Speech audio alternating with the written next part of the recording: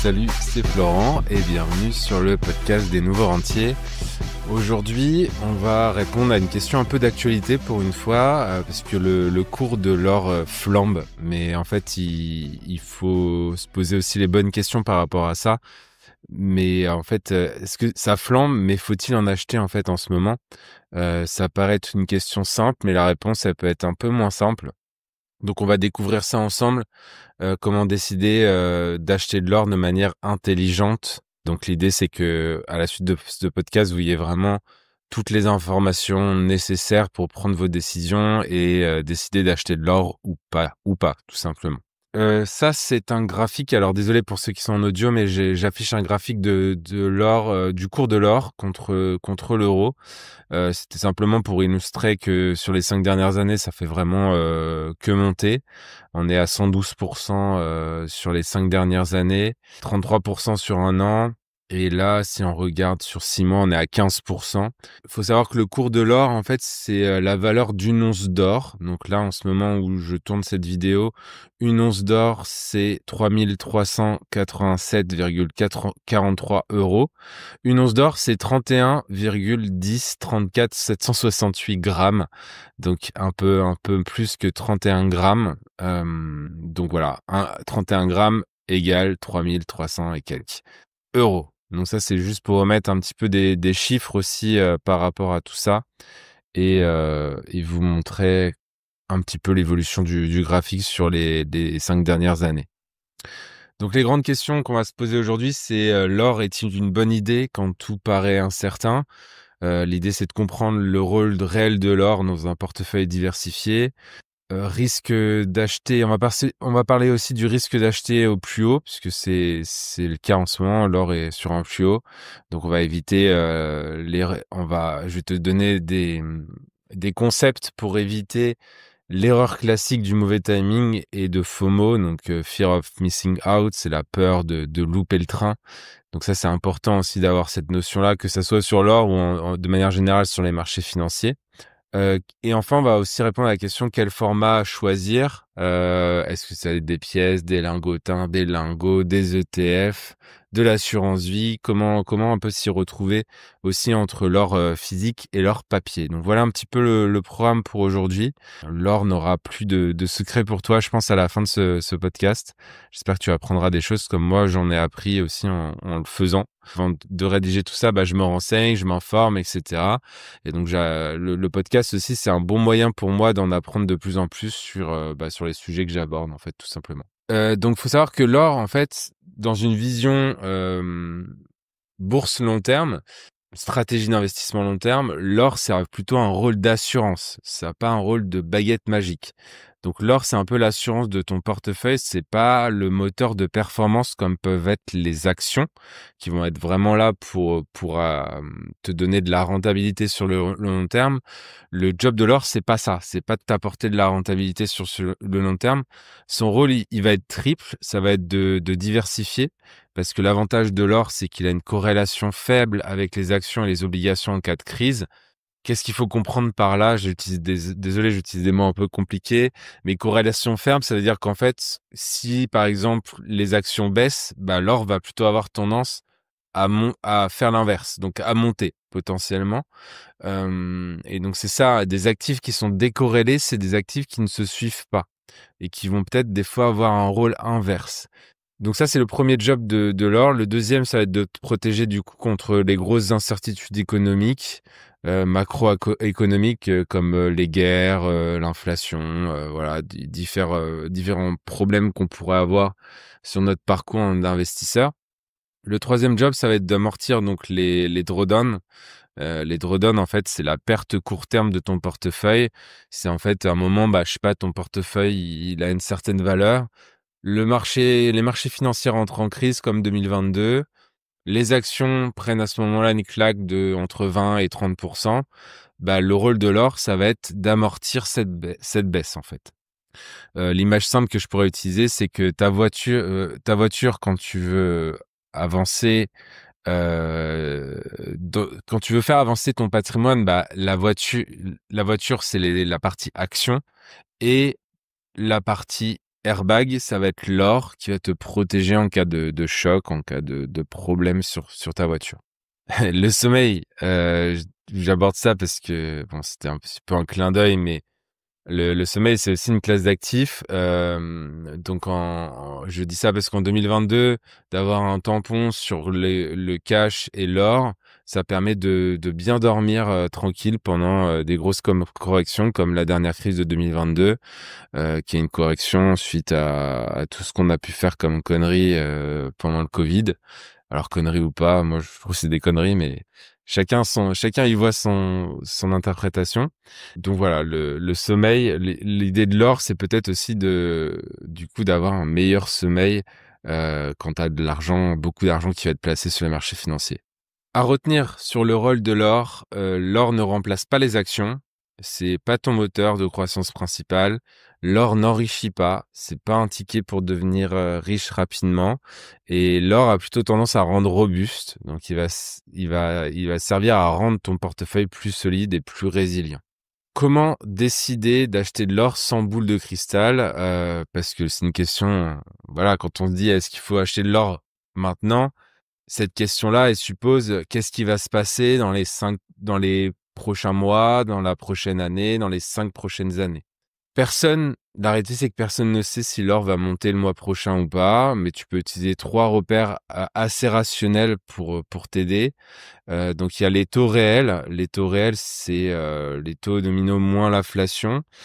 Plus ils sont bas ou négatifs, plus l'or est attractif. Tu as le stress macroéconomique, donc ça va être tout ce qui va être crise, incertitude politique, dette publique. L'or va vraiment se comporter comme un filet de sécurité dans ces moments-là. Et puis il y a un effet de devise aussi, parce que l'or est principalement, en tout cas les produits que nous on utilise sur l'or sont principalement cotés en dollars. Donc si l'euro baisse, bah, l'or en euros peut monter, même si l'or en dollars bouge assez peu. L'euro va baisser par rapport au dollar, mais comme ton or est coté en dollars, bah en fait ça va faire mécaniquement un petit peu monter ton produit financier. Alors en ce moment, c'est plutôt l'inverse, c'est-à-dire que l'euro monte par rapport au dollar, donc du coup, on va avoir une sous-performance de l'or s'il n'est pas hedgé. Hedgé, c'est-à-dire que tu as une protection contre l'effet de devise, justement. Je ne veux pas rentrer trop dans le détail technique, mais voilà, il faut avoir un petit peu ça en tête aussi quand on investit sur l'or, c'est important.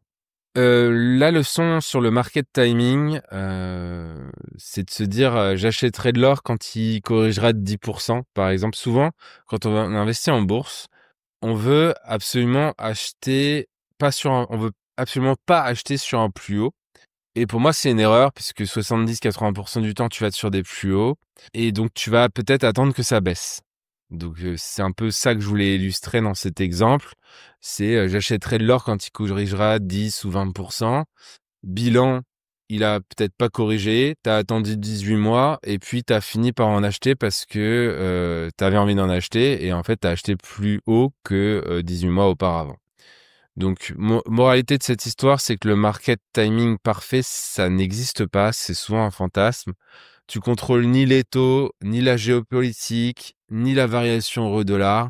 Tu contrôles uniquement ta stratégie et ta méthode d'achat.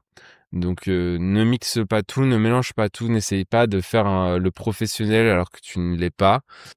Et une stratégie vraiment simple dont je vais te reparler aujourd'hui. Et te prends pas trop la tête surtout avec tout ça. Comment acheter de l'or? Il y a 3 familles simples aujourd'hui pour acheter de l'or. Tu as l'or physique, donc qui va être les pièces, les lingots, les lingotins. Plus avec c'est une sécurité qui va être en dehors du système financier. Il y a peut-être un plaisir tactile, visuel d'avoir aussi ça chez soi potentiellement. Et puis on n'a pas de risque par rapport à l'émetteur, par exemple sur un tracker. Tu vas être lié à l'émetteur de ce tracker. Donc là, tu n'as pas ce risque-là puisque tu détiens l'or en physique.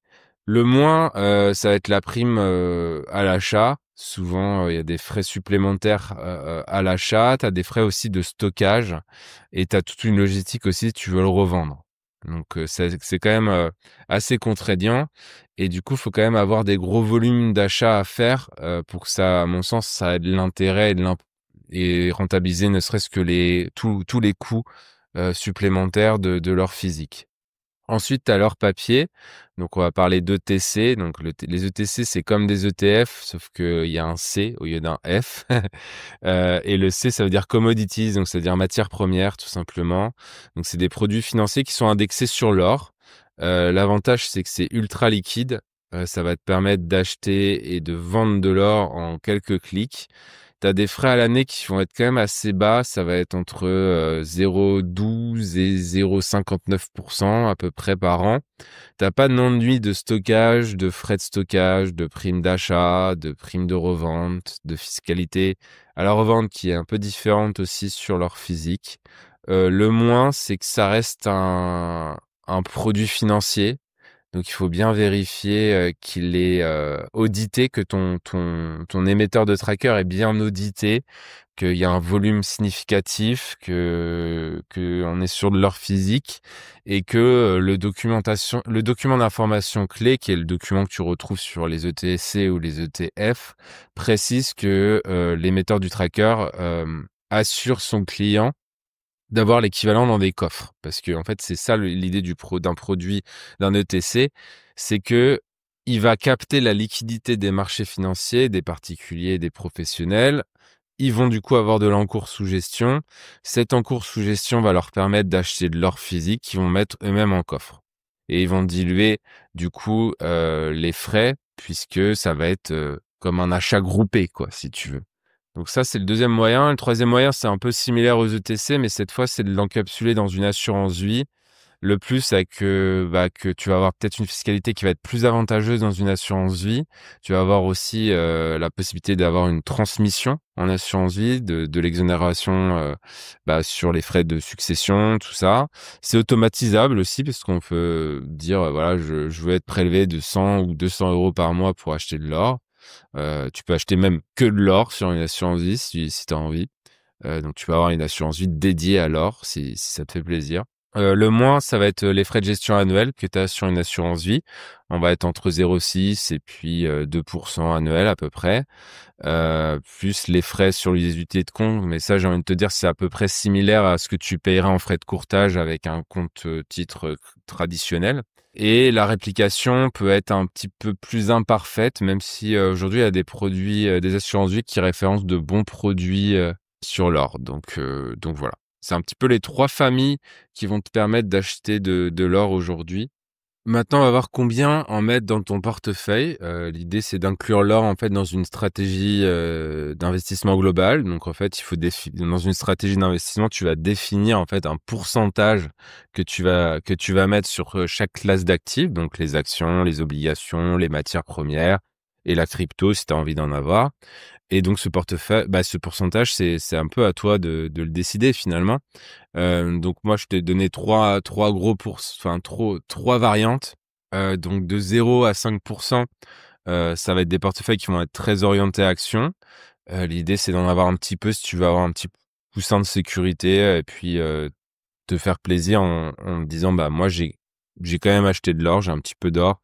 Voilà, j'ai cette classe d'actifs dans mon portefeuille. Ensuite, tu as entre 5 et 10%. Ça peut être une zone moyenne. Alors moi, ce que je constate en fait, c'est que en France, il y a assez peu d'investisseurs particuliers qui ont de l'or en portefeuille, hein. Mais moi, ce que j'observe, c'est que c'est quand même pas mal d'en mettre 5 à 10%. Donc voilà, ça va être une zone courante pour l'investisseur diversifié qui veut allier un peu la simplicité, la robustesse d'un portefeuille avec de l'or. Ensuite, tu peux avoir aussi des allocations qui vont dépasser 10%, donc de 10 à 20%, voire 25%. Là, tu veux un vrai filet de sécurité et l'or est une conviction personnelle pour toi. Donc voilà un petit peu les trois grosses répartitions. Au-delà, je trouve que tu transcendes ton portefeuille en pari vraiment macroéconomique avec toutes les problématiques qui vont être liées à ça. C'est-à-dire que faire de la macroéconomie, c'est regarder un petit peu les tendances des marchés actuellement et ajuster potentiellement ses poches. Donc ça devient un vrai métier. Et puis aussi, il faut avoir pour moi une réelle expérience sur les marchés, c'est-à-dire 5 à 10 ans de recul sur les marchés financiers avec une bonne analyse mensuelle pour prendre les bonnes décisions et pas faire n'importe quoi. Donc je reprends avec l'impact sur le drawdown avec un exemple chiffré. Donc là, on a simulé un portefeuille de 100 000 euros et on va le simuler en cas de crise. Donc on va prendre en compte qu'en cas de crise, la partie action va baisser de 30% et la partie or va plutôt monter de 10%. Voilà, c'est un exemple. Donc le portefeuille 100% action va finir avec du coup 70 000 euros puisqu'il a perdu moins 30%. Et le portefeuille 90% actions, 10% or va avoir une perte de 26%. Donc ils auront 74 000 au lieu de 70 000. Et du coup, ça va l'or va amortir un petit peu le choc et la baisse des actions. Donc après, bien sûr, ça va dépendre en fait de la proportion d'or que tu mets dans ton portefeuille. Et puis aussi, si tu veux te diversifier sur d'autres classes d'actifs comme les obligations ou pourquoi pas la crypto. Là, je t'ai simulé un DCA tranquille avec 200 euros par mois sur 5 ans. Donc ça, c'est juste pour remettre en perspective l'investissement en bourse long terme, ce que ça peut ramener. Donc 200 euros par mois sur 5 ans à 0%. Donc c'est capital investi égal au capital final. Donc tu as mis de côté finalement 12 000 euros sur 5 ans. Si ce capital a travaillé à 6% par an, au lieu d'avoir 12 000, tu en auras 13 954. Et si ton capital a travaillé à 20% par an, tu auras 20 352 euros avec 200 euros par mois. Donc la différence, c'est quand même de 8 000 euros entre quelqu'un qui fait rien et quelqu'un qui passe à l'action avec de l'investissement en bourse long terme, avec une vraie stratégie d'investissement comme celle que je peux proposer. Ça, c'est sur 5 ans. Si on passe à 10 ans, à 6% par an, ça nous fait 32 776 et à 20%, ça nous fait 75 219. Donc, plus on va avancer, en fait, on a 3 leviers sur lesquels on peut travailler quand on fait de l'investissement en bourse long terme. C'est le capital de départ qu'on va mettre, combien on va mettre tous les mois et le pourcentage annuel qu'on va réussir à faire. Donc, moi, ça fait 15 ans que j'investis et en moyenne, je suis à 20% par an. C'est pour ça que je t'ai pris cet exemple à 20%. Et la majorité des Français vont se situer entre 0 et 6%. Malheureusement, plus proche de 0 que de 6, donc plutôt autour de 2%, malheureusement 2-3% grand maximum. Donc le message, c'est que l'or, c'est pas forcément l'actif qui te sauve et que finalement, le plus important aussi dans tout ça, c'est d'avoir une vraie stratégie et de la discipline et le temps long, c'est-à-dire 5 ans, 10 ans, etc.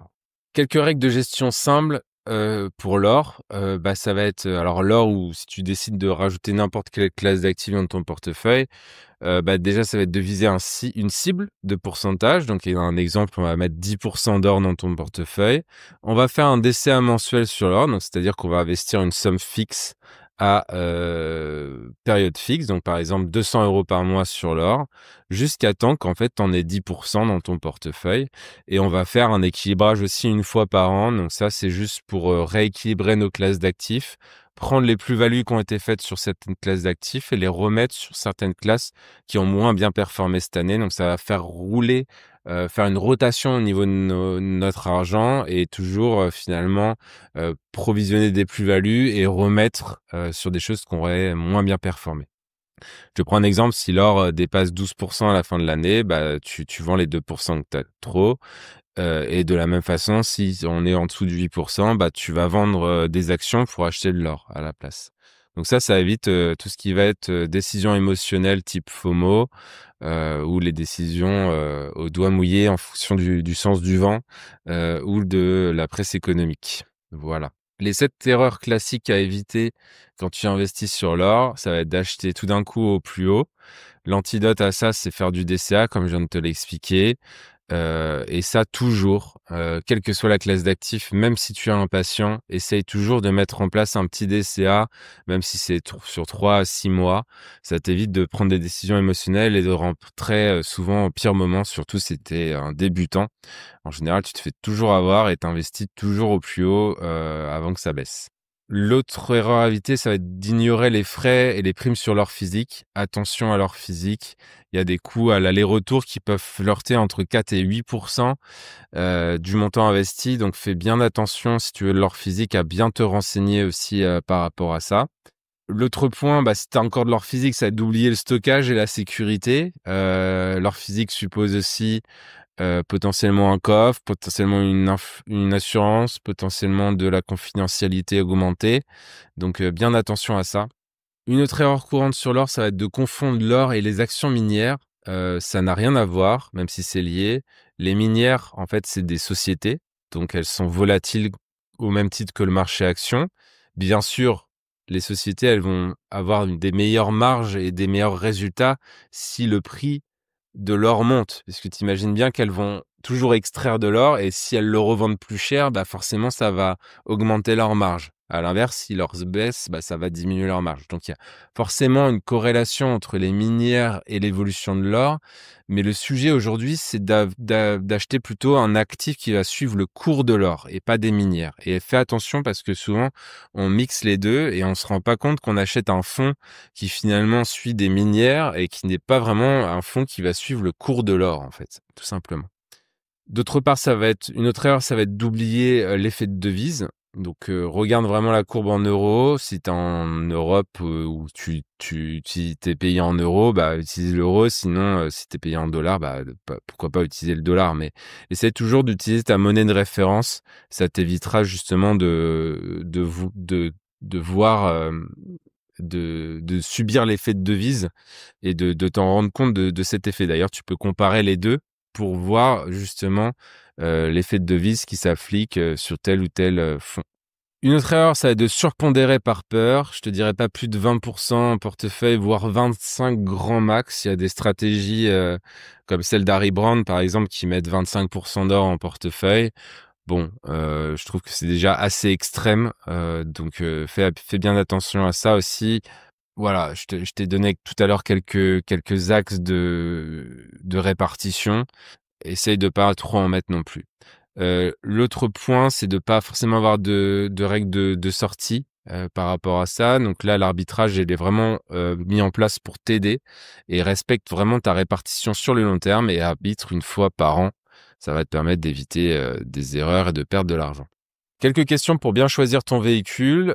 Si tu veux quelque chose de liquide et simple, plutôt oriente-toi vers tout ce qui va être ETC. Donc les ETC, c'est comme des ETF, sauf que le C, ça veut dire commodities. Donc ça nous permet en fait d'acheter de l'or papier, quoi, clairement. Et donc ça, on peut l'acheter par exemple avec un compte titre. L'avantage, c'est que les frais sont bas et comme je te disais tout à l'heure, l'achat et la vente vont être très rapides, de l'ordre de la demi-seconde si les marchés financiers sont ouverts. Donc c'est très très liquide. Tu souhaites plutôt un noyau dur en dehors du système financier, là, et je rajouterais aussi un petit astérisque, pardon, avec peut-être, ça s'adresse, je pense, à des gens qui ont quand même peut-être 10 ou 20 000 euros d'or à acheter, ne serait-ce que pour rentabiliser les frais, en fait, tout simplement.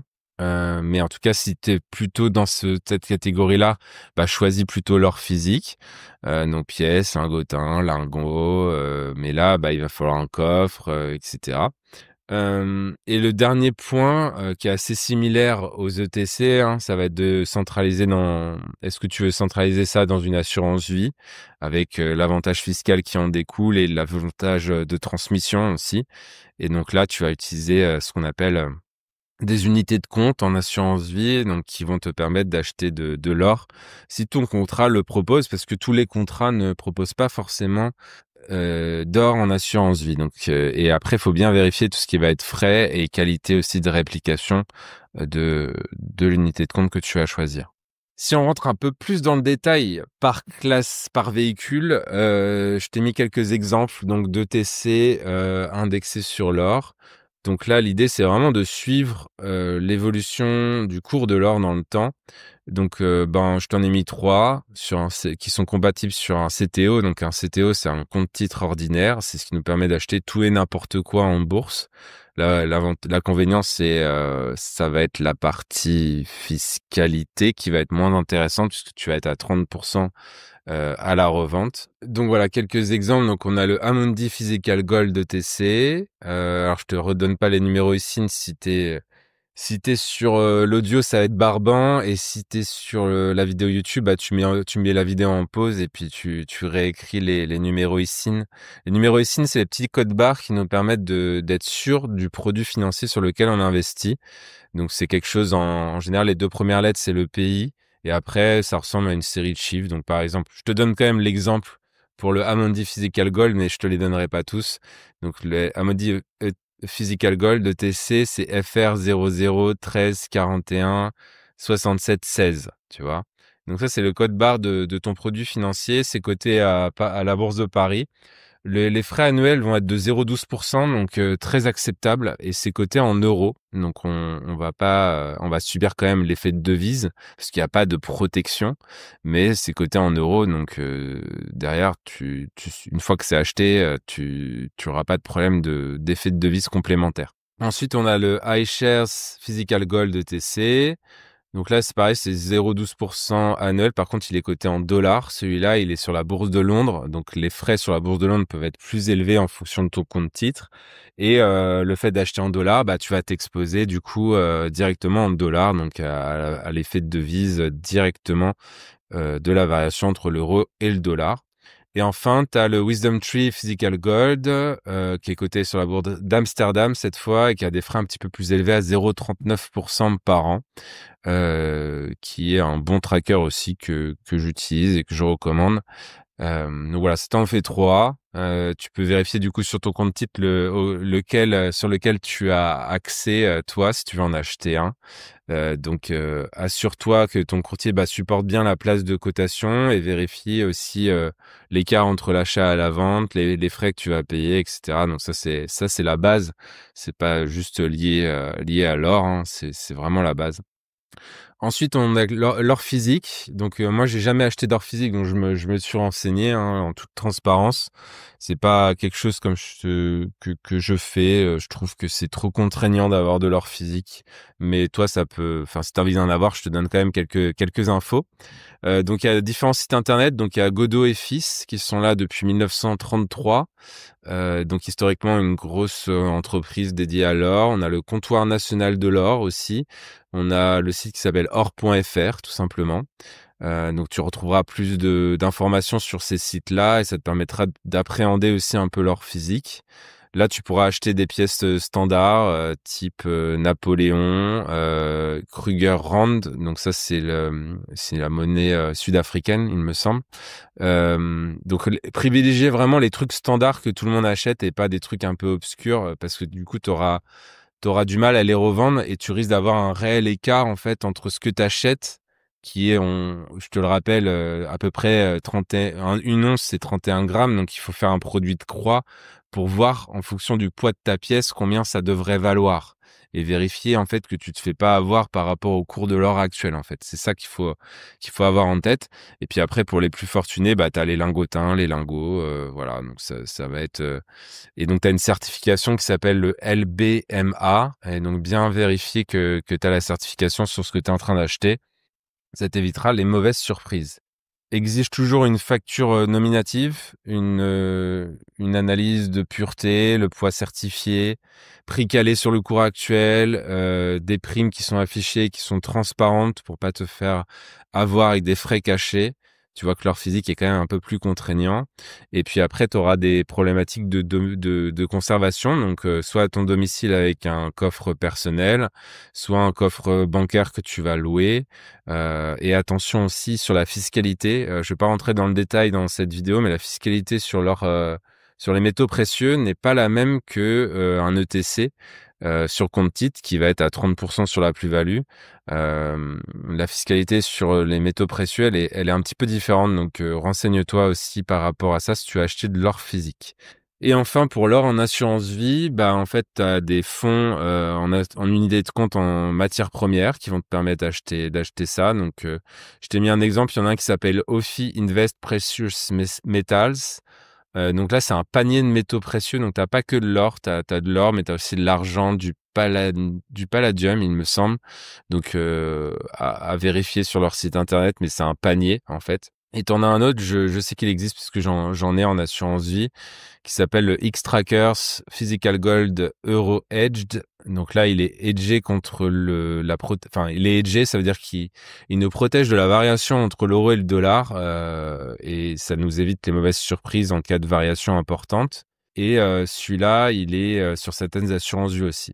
Au niveau des contrats, justement, bah, j'en ai mis quelques-uns, mais il y en a plus que ça, hein. Tu as Placement Direct Vie, qui est Swiss Life. Tu as Linksea Avenir 2, qui est sur Avenir derrière. Alors en fait, sur les assurances vie, il faut comprendre que tu as le courtier qui est ton intermédiaire et l'assureur qui est vraiment l'assureur derrière qui va te proposer l'assurance vie.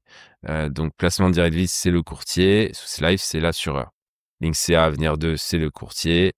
Suravenir, c'est l'assureur. Alta Profit, c'est le courtier. Et t'as Suravenir ou Generali. Voilà. Donc, ils proposent généralement ce type d'unité de compte. Donc, on compare bien les frais de gestion d'unité de compte, les frais de gestion annuels, si t'as des frais d'entrée, des frais de sortie, des frais d'arbitrage, etc. Voilà un petit peu sur le plus de détails pour les véhicules d'investissement. La petite checklist avant d'acheter, quel poids de répartition cible tu souhaites avoir dans ton portefeuille, donc 5, 10, 20, 25%. Est-ce que tu as prévu un DCA mensuel, oui ou non? Si oui, sur combien de mois? Je te prends un exemple, tu veux investir 1000 euros, bah, tu mets 200 euros par mois pendant 5 mois. Ça te fera, si mes calculs sont bons, 1000 euros au bout de 5 mois.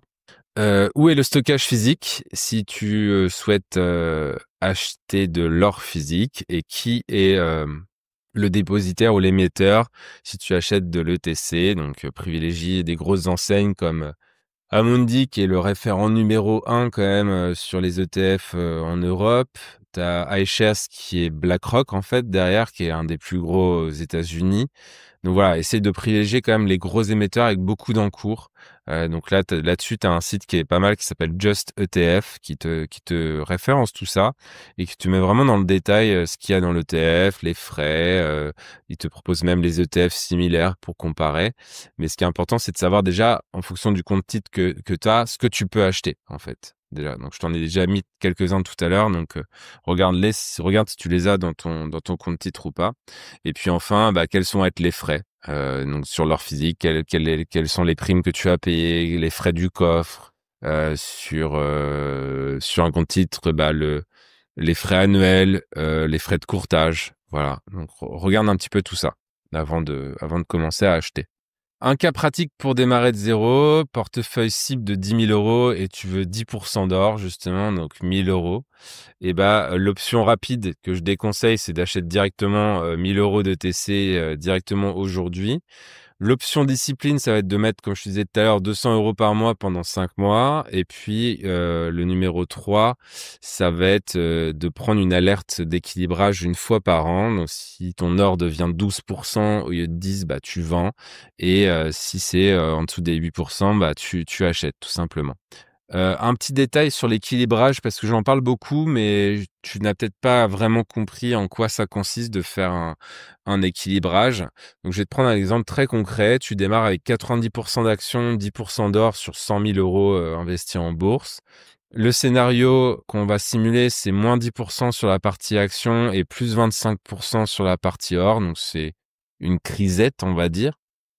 Donc, situation initiale, on est à 90-10, donc on a 90 000 euros d'actions et 10 000 euros d'or. Après le mouvement à la fin de l'année, bah, on a du coup 81 000 euros d'actions et 12 500 euros d'or. Donc on a un total de 93 500 au lieu des 100 000 à la base. Donc c'était une année baissière hein, pour les actions en tout cas. Et donc là, l'or pèse du coup 13,4%. Si on prend 12 500 divisé par 93 500. Et donc là, l'idée, c'est de vendre l'excédent pour revenir à 10%. Donc en fait, l'objectif là, c'est 10% de 93 500, ça fait 9 350 et t'en as 12 500. Donc en fait, tu vas vendre les 3 150 que tu as en trop et tu vas acheter des actions à la place. Donc ça, c'est la quatrième phase où on va réinvestir et on va changer de classe d'actifs pour rééquilibrer notre portefeuille à la fin de l'année. Donc tu as pris, même si c'est une année baissière, tu as pris les gains que tu as fait sur l'or, parce que si c'est une année haussière sur l'or, il y a quand même de grandes chances que l'année d'après ne le soit pas. Donc, tu as provisionné des gains sur l'or, tu les as rebasculés sur la partie action qui a été une année baissière, et du coup, tu repars avec plus d'argent sur la partie action, et si on repart à la hausse, tu vas en profiter aussi, du coup, de ce côté-là. Donc, c'est ça de faire un équilibrage annuel. Et la méthode RSR là-dedans, tu vas me dire, j'en parle beaucoup de ma méthode RSR. Elle reste quand même centrée sur les actions et les ETF plutôt au long terme, avec des règles assez mécaniques tous les mois. L'idée, c'est d'avoir une gestion entre 15 à 30 minutes par mois. Donc l'or dans la méthode RSR, ça va vraiment être l'actif sécurité. Le ciblage que je fais en général avec les gens que j'accompagne, ça va être entre 0 et 20% selon les profils que j'ai en face de moi, avec toujours un achat en DCA et un équilibrage annuel comme je te l'ai mentionné tout à l'heure. C'est assez ennuyeux, oui, mais c'est aussi efficace et c'est comme ça que ça marche l'investissement long terme. L'ennui en bourse, c'est souvent un peu le super pouvoir qu'on peut développer, la discipline et la patience. Que je crée l'ennui, mais c'est comme ça aussi que ça nous permet c'est ce qui nous permet de faire vraiment des grosses performances sur le long terme. Et donc, enfin, faut-il acheter maintenant? La réponse, du coup, claire que je pourrais te faire, c'est oui, si tu n'en as pas et si tu veux un coussin de sécurité dans ton portefeuille. Et ça serait non si ton idée, c'est de faire un coup rapide parce que tu en entends parler dans les médias et que du coup, tu t'es dit, ah, il y a peut-être un truc à faire sur l'or. La voie royale pour faire tout ça, si c'est un oui, c'est DCA donc sur 5 à 10 mois vers ta cible, 5 à 20%, équilibrage une fois par an, et puis oublier tout ce qui va être bruit, médias, amplification. Garde vraiment ta routine. Les meilleurs investisseurs n'ont pas des idées géniales chaque semaine, ils ont justement des règles simples qu'ils vont pouvoir appliquer chaque mois pendant des décennies. Voilà, j'espère que du coup, tu as une meilleure vision sur ce qu'on peut faire aujourd'hui avec l'or physique ou papier. Dis-moi dans les commentaires si ça te donne envie d'acheter de l'or, si tu as des questions par rapport à ça. N'oublie pas de t'abonner, que tu sois sur la chaîne YouTube ou sur le podcast, tu peux t'abonner, tu peux mettre avec des commentaires, des likes, des notations. Voilà, n'hésite pas, c'est la meilleure manière de me remercier pour ce contenu et de faire connaître ce podcast au plus grand nombre. L'idée, c'est vraiment de vulgariser tout le vocabulaire qu'on va utiliser autour de la bourse et d'avoir vraiment des meilleurs outils pour investir par toi-même. Mieux parler à ton conseiller bancaire, à ton conseiller en gestion de patrimoine, voilà, avoir une approche qui va être plus sereine et vraiment comprendre ce que tu fais. Et si tu souhaites aussi que je t'accompagne personnellement à construire une stratégie d'investissement long terme, tu as aussi un lien dans la description qui te permet d'obtenir une vidéo de formation gratuite pour aller plus loin sur cet aspect bourse encore. Tu apprendras encore plein de choses dans cette formation offerte. Tout ce que tu as à faire, c'est laisser ton mail en échange et tu recevras instantanément cette formation. Et si tu as envie, à l'issue de cette formation offerte, tu auras aussi l'opportunité de prendre directement un rendez-vous avec moi. Et donc, ça nous permettra d'échanger directement sur ton cas et voir ce qu'il est possible de mettre en place ou pas en fonction de ta situation personnelle. Voilà, c'est tout pour moi. J'espère que ce podcast t'a plu. Je te dis à bientôt pour un nouveau podcast et je te souhaite une bonne matinée, soirée, journée, course à pied, cuisine, ce que tu es en train de faire. Et je te dis à bientôt pour un nouveau podcast. Ciao, ciao, ciao.